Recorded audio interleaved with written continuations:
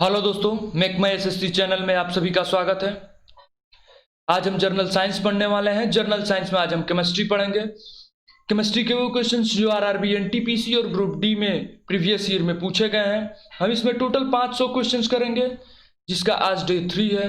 Physics में हम भी टोटल 5 क्वेश्चन करने वाले थे। फिजिक्स में 250 क्वेश्चन किए हैं, उसके बाद क्वेश्चन अब करने वाले हैं। केमिस्ट्री में अब तक हमने 50 क्वेश्चंस किए हैं। आज क्वेश्चन नंबर 51 से आगे बढ़ना है। तो चलिए आज का सेशन शुरू करते हैं। लार की प्रकृति होती है, जो मनुष्य के मुख में लार पाया जाता है उसकी प्रकृति होती है, उसकी प्रकृति अम्लीय होती है, उसमें अम्ल बहुत अत्यधिक मात्रा में पाया जाता है। क्वेश्चन नंबर 52, ऐसी वस्तु जिसकी पहचान मृदु एक्सरे द्वारा हो सकती है। नकली सिक्कों को असली सिक्के से, कोई सिक्का असली है या फिर नकली है, इसकी पहचान हम सॉफ्ट एक्सरे द्वारा कर सकते हैं। सॉफ्ट एक्सरे का उपयोग सिक्कों को पहचानने में भी किया जाता है। क्वेश्चन नंबर 53, कागज पर पुराने अंगुलियों के निशान से डेवलप किया जा सकता है। निनहाइड्रीन विलियम, यदि कागज पर पुराने अंगुलियों के निशान पड़े हुए हैं तो उन्हें निनहाइड्रीन विलियन H2O2 द्वारा उन्हें डेवलप किया जा सकता है, फिर उन्हें निकाला जा सकता है।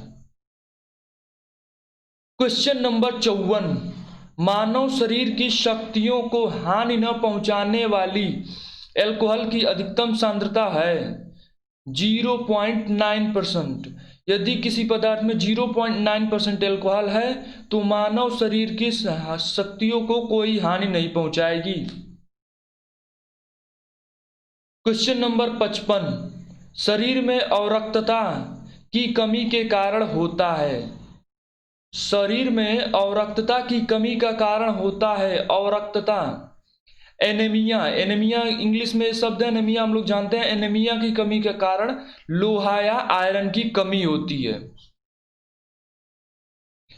क्वेश्चन नंबर 56, शरीर में टीके द्वारा दवा देने के लिए अधस्तक को सिरिंज को रोगाणु रहित करने का उत्तम तरीका है। इसको स्टैंडर्डाइज करने का अधिकतम तरीका है कि इसको अल्कोहल में थोड़ी देर के लिए छोड़ देना चाहिए। यदि हम किसी टीके को शरीर में दवा दे रहे हैं तो उसको अगर जो हम थोड़ी देर के लिए अल्कोहल में छोड़ देते हैं तो वह रोगाणु रहित हो जाता है। क्वेश्चन नंबर 57, ग्रामीण विद्युतीकरण तथा घरेलू खाने पकाने के लिए सबसे उपयुक्त और सस्ता साधन है। यदि हम घरेलू खाना तथा विद्युतीकरण के लिए देखें घरेलू, तो सबसे सस्ता बायोगैस है, क्योंकि गांव में बायोगैस के लिए जो कच्चा माल होता है वो आसानी से मिल जाता है। अतः इसका करेक्ट आंसर है बायोगैस। क्वेश्चन नंबर 58, पदार्थों में से विस्फोटक के रूप में काम आने वाला पदार्थ है TANP। जो TANP होता है वो विस्फोटक के रूप में काम आता है, अतः इसका करेक्ट आंसर है TANP NT। क्वेश्चन नंबर 59, विस्फोट तथा दहन के बीच क्या अंतर है। तो विस्फोट तथा दहन के बीच ये अंतर है कि विस्फोट के मामलों में परिसीमित क्षेत्र में दाब तेजी से बढ़ जाता है, लेकिन दहन के दौरान ऐसा कुछ नहीं होता। विस्फोट में जब अचानक किसी वस्तु का विस्फोट होता है तो उसके आसपास उस अचानक दाब बहुत अत्यधिक तेजी से बढ़ जाता है, जिसके कारण आसपास की वस्तुओं को बहुत क्षति होती है। लेकिन दहन में ऐसा कुछ नहीं होता। दहन में एक वस्तु का स्वाभाविक दहन होता है तथा ऊर्जा का एक रूप से दूसरे रूप में रूपांतरण होता है। क्वेश्चन नंबर 60, भारतीय विज्ञान कांग्रेस एसोसिएशन का सत्र आयोजन होता है। तो प्रत्येक वर्ष होता है, वर्ष में एक बार भारतीय कांग्रेस एसोसिएशन सत्रों का आयोजन होता है। क्वेश्चन नंबर 61, प्रदीप्त नली में साधारणतया काम में लाए जाने वाला पदार्थ है पारद वाष्प और आर्गन। आर्गन का हम साधारण प्रतिदीप्त नली में प्रयोग करते हैं। क्वेश्चन नंबर 62, आंत ज्वर के लिए सामान्यतः उपयोग में लाई जाने वाली औषधि है क्लोरोमाइसिटीन। क्लोरोमाइसिटीन, यदि व्यक्ति के थायराइड में प्रॉब्लम है तो क्लोरोमाइसिटीन का हम प्रयोग करते हैं। उपयोग में लाई जाने वाली औषधि क्लोरोमाइसिटिन होती है। मानव जाति के लिए ओजोन महत्वपूर्ण है क्योंकि यह पराबैंगनी किरणों को रोकने में सक्षम होता है तथा यह पराबैंगनी किरणों से मानव की रक्षा करता है। वायुमंडल में एक ओजोन परत है जो सूर्य से आने वाली पराबैंगनी किरणों को अपने आप में शोषित कर लेता है तथा मनुष्यों को पराबैंगनी किरणों से बचाता है। ओजोन को O3 कहते हैं। Question number 64। मानव तंत्र में रोगों से लड़ने वाले पदार्थ हैं। मानव तंत्र में रोगों से लड़ने वाले पदार्थ को प्रतिरक्षी या एंटीबॉडी कहा जाता है। किसी के शरीर में एंटीबॉडी होना अत्यंत आवश्यक है क्योंकि एंटीबॉडी ही हमारे शरीर की रोगों से रक्षा करते हैं। Question number 65। भारत में उन स्थानों का क्रम जहां तांबा, सोना, लोहा तथा कोयला पाए जाते हैं इस क्रम में है। खेतड़ी, कोल्लार, कुद्रमुख तथा झरिया। जहां तांबा, सोना, लोहा तथा कोयला पाए जाते हैं। सोना को हम कोल्लार से इस प्रकार भी याद करते हैं कि KGF फिल्म कोल्लार पर ही बनी है जिसमें सोने के बारे में बताया गया है। तो कोल्लार गोल्ड माइंस, अतः सोना कोल्लार, तांबा सबसे अधिक पाया जाता है खेतड़ी, लोहा कुद्रमुख तथा कोयला सबसे अधिक झारखंड के झरिया में पाया जाता है। Question number 66। लोहे का सबसे प्रचुर स्रोत है। यदि किसी व्यक्ति के शरीर में आयरन की कमी है तो उसका सबसे प्रचुर स्रोत हरी सब्जियां हैं। हरी सब्जियों को खाने से शरीर में आयरन की मात्रा बढ़ती है। Question number 67। मानव शरीर के तंत्र में विटामिन कौन सा काम नहीं कर सकते।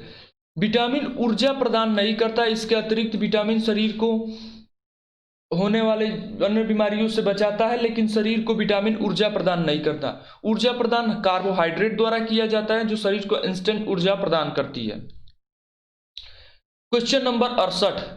तात्कालिक शक्ति के लिए धावकों को दिया जाता है। तात्कालिक शक्ति के लिए धावकों को ग्लूकोज दिया जाता है जो उनको एनर्जी प्रदान करता है। ग्लूकोज में अत्यधिक मात्रा में कार्बोहाइड्रेट पाया जाता है जो धावकों को तुरंत इंस्टेंट एनर्जी प्रदान करता है। Question number 69। भोजन पकाते समय अधिकतम नष्ट होने वाला विटामिन है।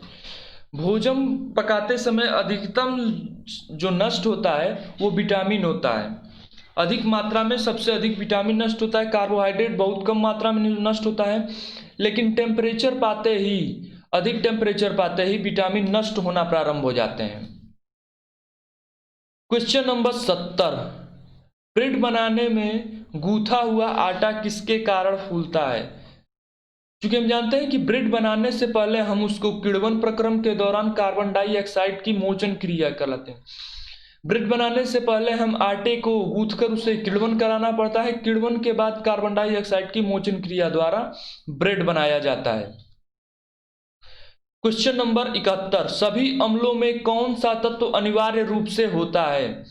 सभी अम्लों में हाइड्रोजन अनिवार्य रूप से होता है, क्योंकि हम जानते हैं कि जब हाइड्रोजन को हम अलग करते हैं तो H+ आयन देता है तथा यही अम्लों की पहचान भी है। क्षार OH+ आयन OH- आयन देते हैं, अतः सभी अम्लों में अनिवार्य रूप से हाइड्रोजन पाया ही जाता है। Question number 72। तेल कुओं में तेल, जल और गैस इस आरोही क्रम में होते हैं। तेल कुओं में तेल, जल और गैस इस आरोही क्रम में होते हैं। पहले जल होता है, फिर तेल होता है, उसके बाद सबसे निचली सतह पर गैस होता है। जैसे समुद्र के स्तरों में भी तेल पाया जाता है तो जल के नीचे तेल पाया जाता है और उन सब तेल के नीचे हमें गैस मिलता है। Question number 73। पीने वाला सोडा होता है। पीने वाला सोडा होता है जो पीता है कोई, जैसे जो कोई दारू वारू नहीं पीता है वो सोडा पीता है। तो पीने वाले सोडा की जो प्रकृति होती है वो अम्लीय होती है। Question number 74। संक्रमण तथा अपक्षय को रोकने वाली औषधि कहलाती है। प्रतिरोधी कहलाती है या एंटीसेप्टिक कहलाती है। एंटीसेप्टिक संक्रमण तथा अपक्षय को रोकने वाली औषधि होती है। इसको लेने से संक्रमण का खतरा कम होता है।